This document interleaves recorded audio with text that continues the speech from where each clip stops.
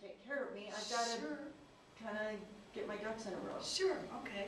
So you would love it if you left here finding your passion and being really clear about what direction you're going. Working for yourself, you know, choosing another company, but just aching to get up in the morning because you've got that place to go. Yes.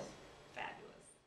So if you were to say, what's the one biggest thing that kind of holds you back, the belief or the commitment you made long time ago that you want to reassess, or just an old behavior that you can't seem to quite shake to get yourself to that, you know, next level on that path you're talking about? What would that be? Really, in a situation like yours, is you end up at a deficit before you even start the day. And eventually what you are is, and all of you can probably relate to this, is that at the end of the day, you really, at the end of a week, at the end of a month, at the end of a year, you really have robbed yourself from your emotional bank account. And so do you get $100? No. In fact, you're in the red.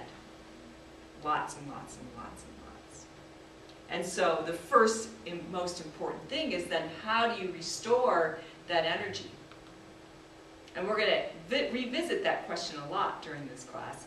The piece that's really important right now is that without following your passion, that energy, that emotional bank account continues to have consistent withdrawals. How much sleep you get, just a little bit here. Yes. So what you're saying is, you know, this, okay, I want this, but when I hear you talk, you're here, and you've decided there's a reason, you've decided your house isn't going to sell, you've decided all this important information about yourself. And so all your focus is really here. So it's almost like if you're going to focus on what you don't want, what are you going to get? Where you put your energy.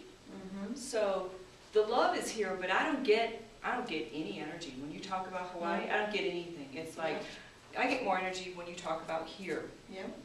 And so, you know, what happens when you hear that? The discrepancy between, well, I want to be here, but I'm getting that you really have a lot more energy here. So the first segment of this is that we look at, okay, here, first of all, we identify what our stories are. And then we say, you know, what is that story worth to me? What is it costing me? What does it give me? What does it get me?